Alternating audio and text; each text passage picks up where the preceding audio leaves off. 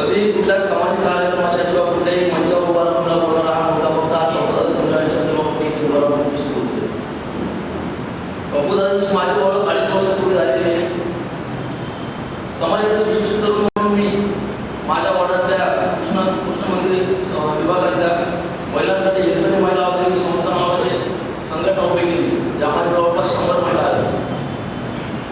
एकदा मला त्यांना मार्गदर्शनासाठी आम्ही वक्ता आणला होता. माझ्यासाठी जागा नव्हती त्यांना मार्गदर्शनासाठी ते बसवावं. तर मी बापूदादांच्या त्यावेळेला उपनगराध्यक्ष होते, त्यांच्या कॅबिनमध्ये मी सभा ठेवली होती. त्यांना न विचारलं अचानक ते आले, मला बघितल्यानंतर दादांनी स्वतः प्रवेश केला आणि स्वतः उभा राहून त्या महिलांना मार्गदर्शन केलं होतं. आणि त्यांना एका गोष्टीचा आनंद त्या दिवशी झाला की समोर उभ्या असलेल्या सर्व ज्या महिला होत्या त्या आमच्या 40 गावच्या जळगाव जिल्ह्याच्या होत्या.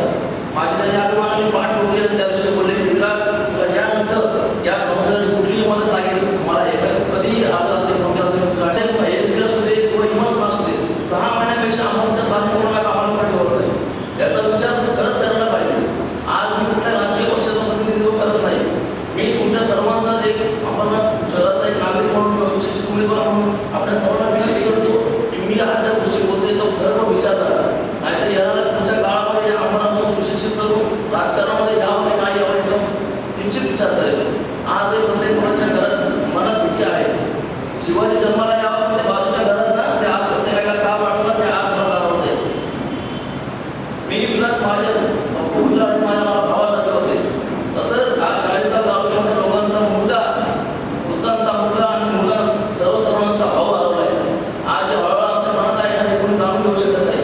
तिथे तरी आपण काहीशे लोक बसलेले आहोत. 40 लोक तुम्ही जाऊन बघा, अक्षरशः लोक रडत आहेत. मी 2 दिवसापूर्वी तिकडून आलो या घटनेच्या 15 दिवस आधी फक्त. आणि मी तुम्हाला एक सांगू इच्छितो, आज अंबरनाथमध्ये आता कमी राहत होते. 40 तालुक्यामध्ये एवढं जबरदस्त काम चालू केलं होतं की आज संपूर्ण ज्यावेळी बापूदादांचं नाव सर्व तरुण मंडळी त्यांच्या मागे उभी होती. एवढ्या जणांचं नेतृत्व करणारा जर असा सर्वगुण संपन्न नेता या अंबरनाथमध्ये अशी निर्गुण हत्या होत असेल तर आमच्यासारख्या समाजकारणाची इच्छा असणाऱ्या मुलांनी पुढे काय विचार करून आचरणात जावं. माफ करा, मी काय चुकीचं बोलत असेल तर मला तुम्ही इथेच थांबावं. पण मला माझ्या मनात बोलायचं म्हणून मी उभा राहतोय. प्रत्येक क्षेत्रामध्ये उत्कृष्ट असं म्हणजे वक्तृत्व असू द्या किंवा कर्तृत्व असलेले मुलं आपल्या मनात शहरामध्ये आहेत. पण अशा या धास्तीमुळे आज राजकारणामध्ये जायला सुद्धा आम्हाला भीती वाटते. ही गोष्ट सांगा मला अजिबात दाखवत नाही. ही खरंच विचार करण्याची गोष्ट आहे. इंजिनिअरिंग वर्क्समध्ये केमिकल वर्क्समध्ये अंबरनाथमध्ये हा म्हणजे फेमस असलेला हा सिटी हे शहर आज गुन्हेगारी म्हणून उदयाने यावं. आम्ही सुद्धा ज्या वेळेला 40 वर जातो ना अंबरनाथचा आहे म्हणून बापूदादांच्या ओळखीचा आहे म्हणून लोक आमच्याशी बोलतात. अदरवाईज अंबरनाथचा आहे म्हणून ना गुंड वृत्ती साईडला करतात. अशी गंमत आहे. ही जी गोष्ट झाली ही आपण भरून काढू शकत नाही. पण याच्यापुढे खरंच